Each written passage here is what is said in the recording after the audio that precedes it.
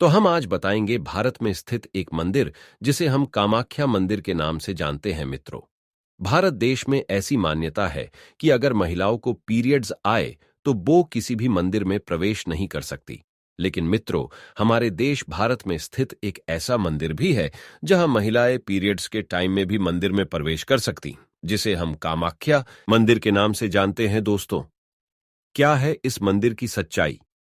कामाख्या मंदिर असम की राजधानी दिसपुर से थोड़े ही दूरी नीलांचल पर्वत पर स्थित है। कामाख्या मंदिर देवी सती का मंदिर है। इस मंदिर में देवी की योनि की पूजा की जाती है। चमत्कारों से भरे इस मंदिर में एक कुंड बना हुआ है जो हमेशा फूलों से ढाका हुआ रहता है। कहा जाता है कि इस कुंड से हमेशा पानी निकलता रहता है। क्या है कामाख्या देवी मंदिर की पानी का रहस्य, और यहां देवी की योनि की पूजा क्यों की जाती है? और आखिर कामाख्या देवी मंदिर को तांत्रिकों और अघोरियों का घर क्यों माना जाता है? दोस्तों, जानेंगे कई राज कामाख्या देवी मंदिर के अंत तक वीडियो में बने रहिएगा। इस मंदिर को देश के 51 शक्तिपीठों में सबसे प्रसिद्ध माना जाता है। चमत्कारों से भरे इस मंदिर में साल भर भक्तों का भीड़ लगा रहता है। दोस्तों, आपको बता दें कि इस चमत्कारी भरी मंदिर देवी भागवती की कोई प्रतिमा स्थित नहीं है। कहा जाता है कि पौराणिक कथाओं के अनुसार भगवान ब्रह्मा के मानस पुत्र प्रजापति दक्ष की पुत्री माता सती ने अपने पिता प्रजापति दक्ष के इच्छा के विरुद्ध जाकर भगवान शिव से विवाह किया था। माता सती के पिता प्रजापति दक्ष भगवान शिव और माता सती के प्रेम से और इनके विवाह से खुश नहीं थे। ऐसे में प्रजापति दक्ष भगवान शिव को नीचा दिखाने का एक भी मौका नहीं छोड़ते थे, और अपने इन्हीं उद्देश्य के पूर्ति हेतु उन्होंने एक बार विशाल यज्ञ का आयोजन किया, जिसमें देवी सती और भगवान शंकर को छोड़कर ब्राह्मण के सभी देवी देवताओं को आमंत्रित किया। जब इस यज्ञ का पता देवी सती को पता चला, देवी सती महादेव से इस यज्ञ में जाने के लिए हठ करने लगे।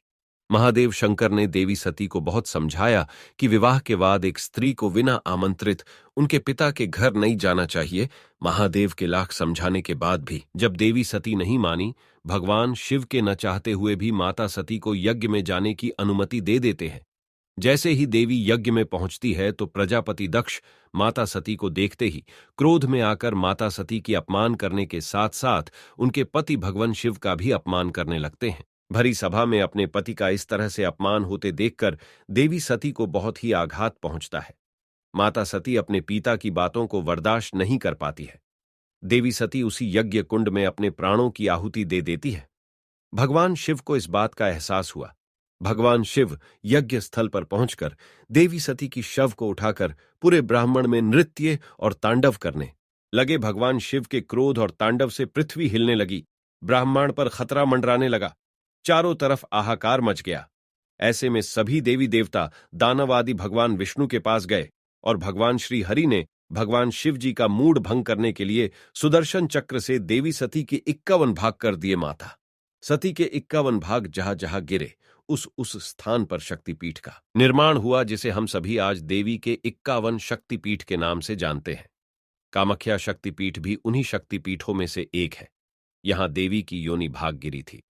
यही कारण है दोस्तों, 51 पीठों में सबसे शक्तिशाली पीठ कहा जाता।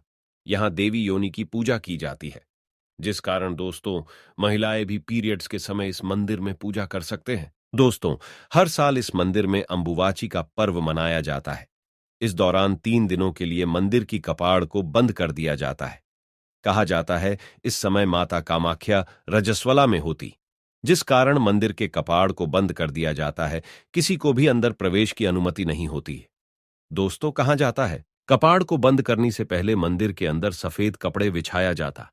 ऐसी मान्यता है कि माता पीरियड्स के समय होता, जिस कारण सफेद कपड़ा लाल हो जाता है, जिसे माता के भक्तों को 3 दिन बाद चौथे दिन प्रसाद के रूप में दिया जाता है, जिससे भक्तों की मनोकामना पूरी होती है। दोस्तों, कहा जाता है कि कामाख्या देवी मंदिर के पास में स्थित ब्रह्मपुत्र नदी 3 दिनों तक लाल रहती है। दोस्तों, इन दिनों इस नदी में स्नान करना भी वर्जित रहता है। माना जाता है नदी के पानी का लाल रंग कामाख्या देवी की मासिक धर्म के कारण से ही होती है। जहां देश भर में प्रसाद के रूप में मिठाई वगैरह दिया जाता है, वही कामाख्या मंदिर में भक्तों को लाल रंग का गीला कपड़ा दिया जाता है। कहा जाता है इस वस्त्र को धारण कर मां कामाख्या का उपासना करे तो सिद्धि प्राप्त होती है। और दोस्तों, जब मां पीरियड्स में होती है, उस दौरान मंदिर से निकलने वाला लाल पानी को भी भक्तों को प्रसाद के रूप में दिया जाता है।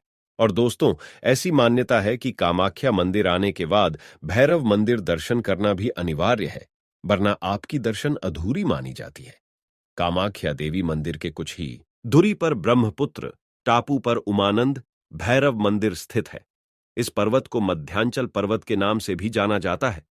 कहा जाता है यही पर कामदेव ने भगवान शिव को कामवाण मारकर समाधि से जगाया था, जिस कारण भगवान शिव ने अपना तीसरा नेत्र खोल दिए थे।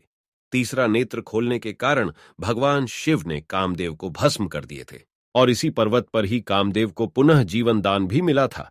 इसलिए इस जगह को कामरूप के नाम से भी जाना जाता है।